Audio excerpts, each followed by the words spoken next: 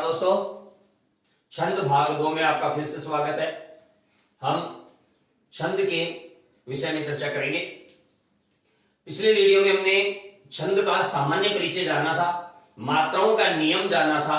आज हम छंद के जो अन्य अंग हैं उनके बारे में चर्चा करेंगे।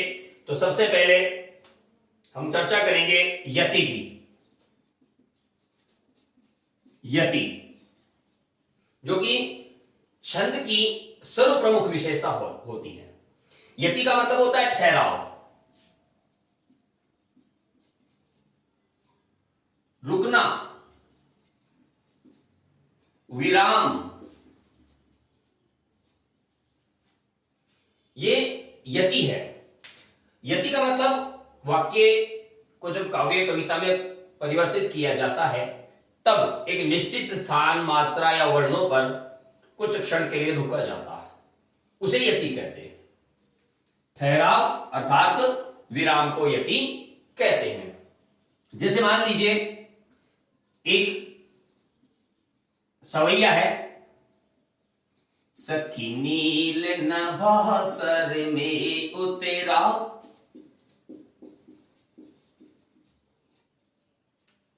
ये यति होगी। सखी नील नभा सर में उतरा, यह हंस आहा तरता तरता। तो अब इसमें देख सकते हैं 2, 4, 6, 8, 9, 3, 12 वर्णों पर यति है। फिर 2, 4, 6, 3 और 3, 12 वर्णों पर फिर से यति है। तो यति का मतलब होता है छंद का गायन करते समय एक निश्चित वर्ण की संख्या पर, निश्चित मात्राओं की संख्या पर ठहराव, हल्का सा विराम, ताकि उसे गति बनी रहे। गति का मतलब लय बनी रहे। तो यति का मतलब होता है ठहराव, इसका मतलब होता है रुकना या अल्प विराम इसको कह सकते हैं, हल्का सा। इससे छंद में गेयता आती है, लय आती है। यति के कुछ चिन्ह होते हैं। यति के चिन्ह हम यूं भी कह सकते हैं कि छंद के लक्षण में संकेत दिया जाता है कि यति कहां होगी। जैसे मान लीजिए छंद में आ जाए कि रुद्र पर यति होगी। रुद्र का मतलब 11, 11 पे यति होगी। मान लीजिए छंद में आ जाए कि रवि पे यति होगी, तो इसका मतलब है द्वादशादित्य अर्थात 12 पर यति होगी। लोक शब्द आ जाए संकेत के रूप में, इसका मतलब हमें 7 पर रुकना है। रत्न शब्द आ जाए, इसका मतलब हमें 14 पर रुकना है, ठहराव करना है। भोग या गौब्धी शब्द आता है, तब हमें 8 पर यति करनी है। तब हमें 8 पर यति करनी है। तो ये कुछ चिन्ह होते हैं, कुछ संकेत होते हैं जो हमें छंद के लक्षण में देखने को मिलते हैं।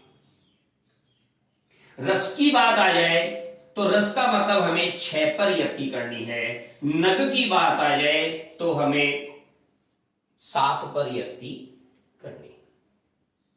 तो यति के चिन्ह होते हैं। यति के सूर्य मतलब 12, अश्व मतलब 7, यहां आ जाए अंबुधि मतलब 4।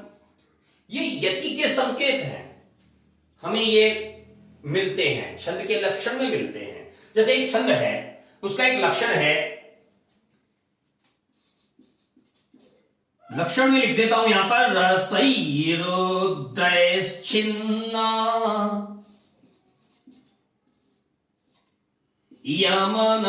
यमनसभैलागः शेखरिणी।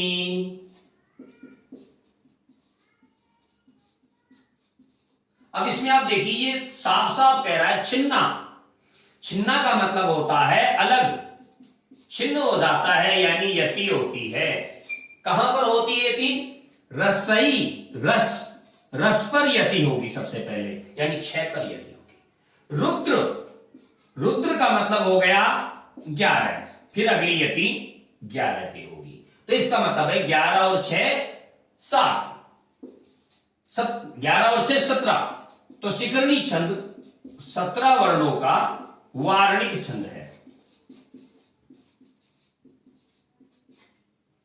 शिखरणी छंद 17 वर्णों का वार्णिक छंद है, जिसमें क्रमशः पहले रस पे और फिर रुद्र पे, अर्थात पहले हमें 6 पे रुकना है, फिर रुद्र 11 पे रुकना है। तो पहले 6 पे, उसके बाद में 6 + 11 अर्थात 17 पे यति करनी।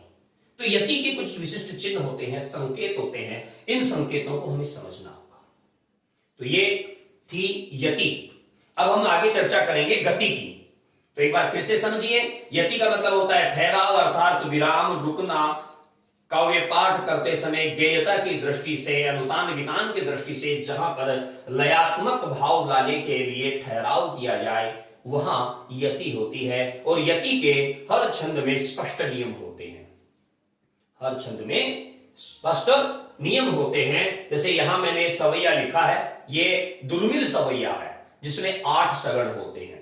दुर्मिल सवैया का उदाहरण मैंने लिखा, सखी सखी नील नभ सर में उतरा, यह हंस आह तरिता तरिता।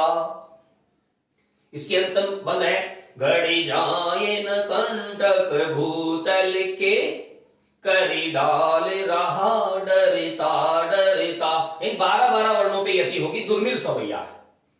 तो हमें हर चीज को ध्यान में रखना है। रुद्र यानी 11, रवि 12, लोक 7, रत्न 14, अंबुधि 4, भोग या भोगदी 8, रस 6, नग 7, सूर्य 12, अश्व 7। सूर्य और रवि, ये देखिए मैंने रिपीट कर दिया इसको। इसका मतलब ये नहीं है कि मैं इसको आपको 2 बार बताना चाह रहा था। जरूरी नहीं है वहां रवि शब्द मिले, सूर्य शब्द भी मिल सकता है। शार्दूल विक्रीडितम छंद की बात करें, सूर्याश्वयदिमः सजौ सतत गाशार्दूल विक्रीडितम।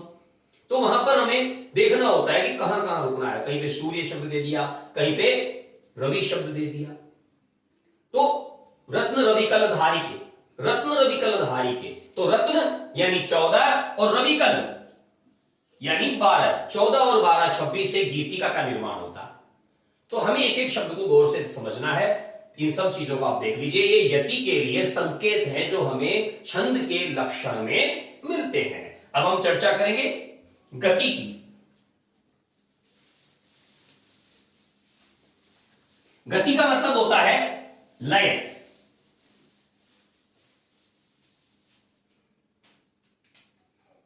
गति अर्थात लय। काव्य पाठ में जो लय है उसी का नाम गति है। अब किस लय में उसको आगे बढ़ाते हैं हम आराम से देख सकते हैं। एक पंक्ति में लिखता हूं,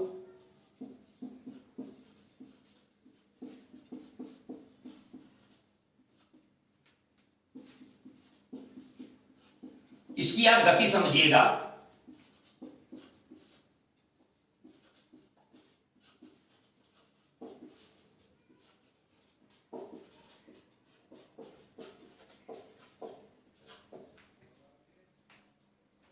ये कविता की पंक्ति है।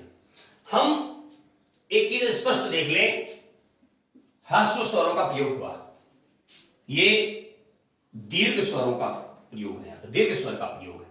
ये दीर्घ स्वर का प्रयोग है, ये भी दीर्घ स्वर का प्रयोग है, ये भी दीर्घ स्वर है। तो ये आपको ध्यान में रखना, इसको ध्यान में रखते हुए छंद की गति निर्धारित होती है। चल उड़ चल चल चल चल उड़ चल, हार लिए हाथ में यही अकेला ओछा तिनका। चल उड़ चल चल उड़ चल, चले उड़ चले हारिल लिए हाथ में यही अकेला ओछा तिनका। तो गति लय को कहते हैं, और लय स्वरों में जो भाव है, जो वर्णों में जो स्वर मिले हुए हैं वो दीर्घ हैं, वो महाप्राण वर्ण है, उन सब पर उसका स्थायित्व तो होना निश्चित होता है। तो गति का मतलब होता है लय। छंद के लिए गति का उतना ही महत्व है जितना यति का है। बिना गति बिना लय छंद निष्प्राण है। गति के बाद हम बात करते हैं तुक की। तुक, इसको हम यूं भी समझ सकते हैं कि ये अंत्यानुप्रास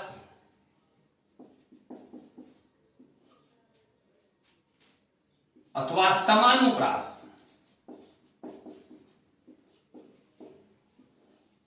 तुकबंदी है। अंत्यानुप्रास अर्थात समानुप्रास इसकी तुकबंदी कहलाती है। तुकबंदी का मतलब हुआ चरणांत में अंत्यानुप्रास, अंतिम दो स्वर समान। चरण के अंत में अंतिम दो स्वर समान। जैसे रघुकुल रीत सदा चली आई, प्राण जाए पर वचन न जाई। यह है तुक। अंतिम चरणांत में जो अंतिम दो स्वर हैं उनमें समानता होनी चाहिए, वो तुकबंदी कहलाती है। आजकल लिखने वाले तुकबंदी के नाम पर पता नहीं क्या क्या लिखने लगे हैं। बाकी तुकबंदी का मतलब यही है, और इससे छंद में, छंद की गति और लय में एक अद्भुत, एक अपूर्व उसमें ताल आती है, लय आती है। अब हम तुक के बाद चर्चा करेंगे चरण की। चरण, चरण क्या है? चरण है ज्ञेयः पारश्चतुर्थो अंशः।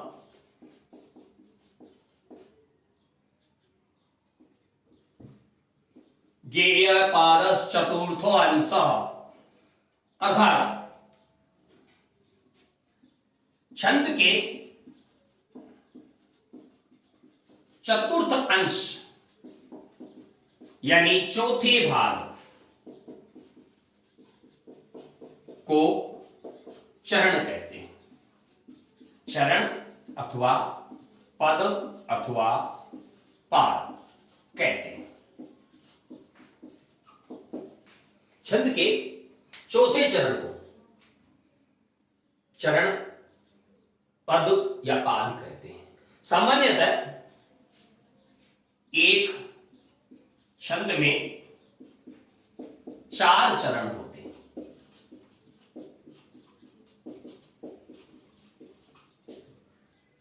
एक छंद में 4 चरण होते हैं। 4 चरणों का मतलब हो गया कि उस छंद में 4 पंक्तियां, चाहे वो अर्धाली के रूप में हो चाहे वो पूर्ण रूप में हो, 4 उसके चरण होते हैं। चरण के बाद हम बात करेंगे गण की। गण क्या कहलाता है? 3 वर्णों का समूह है, गण कहलाता है।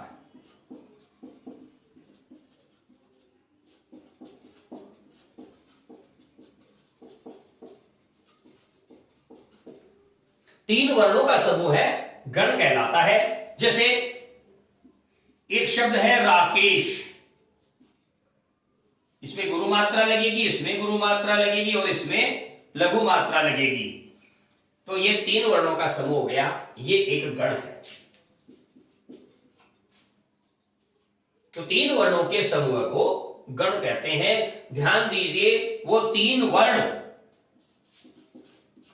छंद की भाषा में वर्ण का मतलब है स्वर अथवा स्वर युक्त वर्ण। या तो वो स्वयं स्वर हो या उसमें स्वर मिला हुआ हो। हलंत व्यंजन को वर्ण की संज्ञा नहीं दी गई है छंद में। तो 3 वर्णों के समूह को गण कहते हैं और गण 8 होते हैं।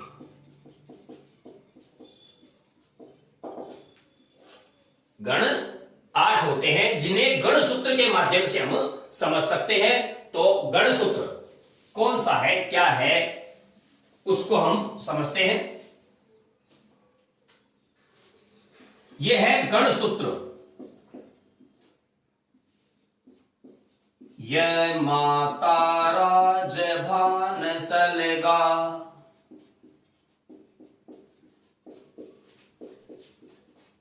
यह माता राज भान सलगा, ये गण सूत्र कहलाता है। इसमें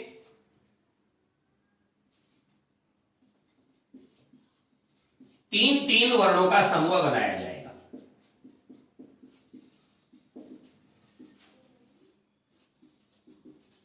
समूह बनाकर गण निर्मित करते हैं।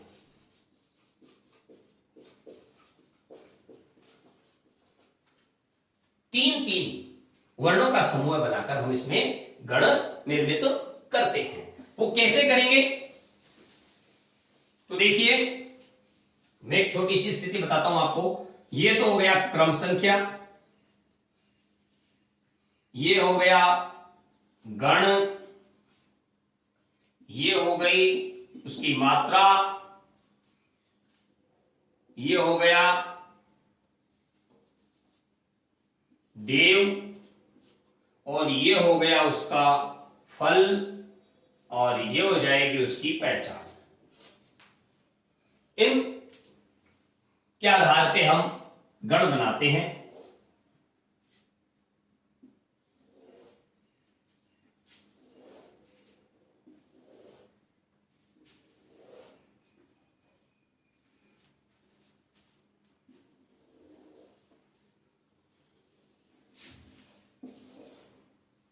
क्रम संख्या 1, तो देखिए सबसे पहले हमारे पास है यह माता, तीन वर्ण मिलाते हैं।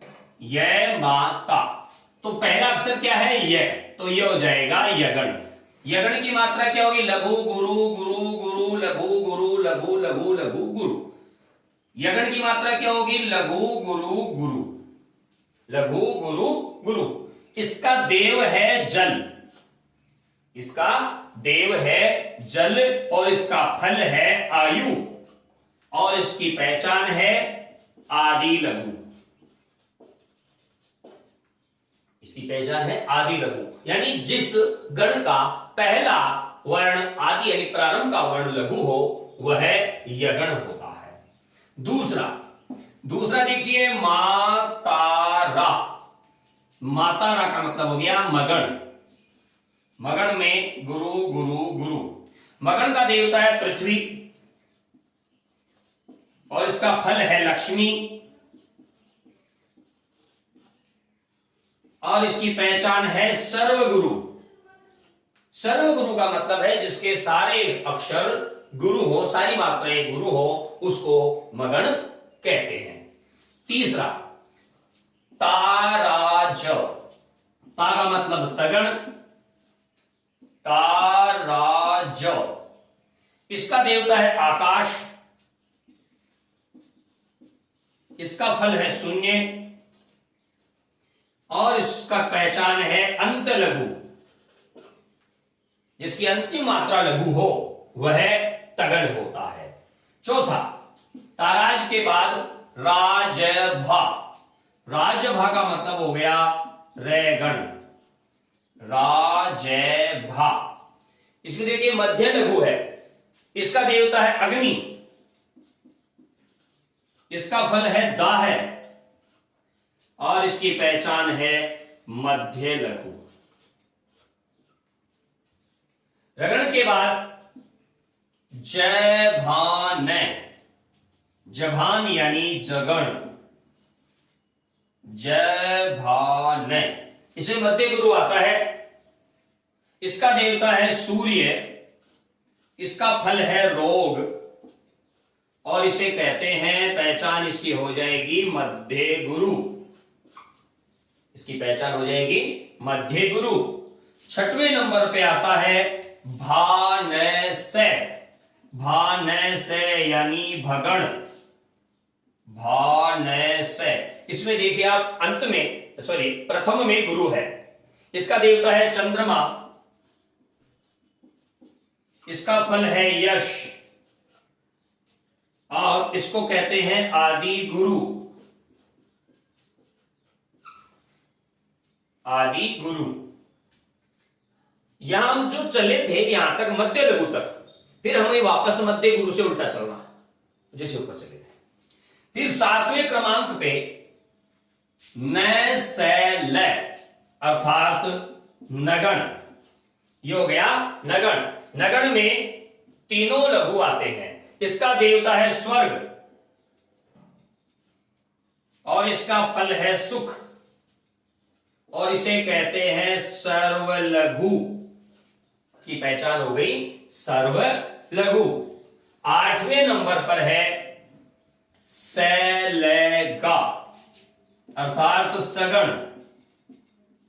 सगण में सैलगा, इसका मतलब हो गया इसमें अंत गुरु है, इसका देवता है वायु, इसका फल है विदेश और इसकी पहचान है अंत गुरु। तो ये 8 गण है। अब देखिए हमारे पास शब्द बच गए 2 और 2 से किसी भी गण का निर्माण नहीं होता है, तो ये तो हो गए गण पूरे।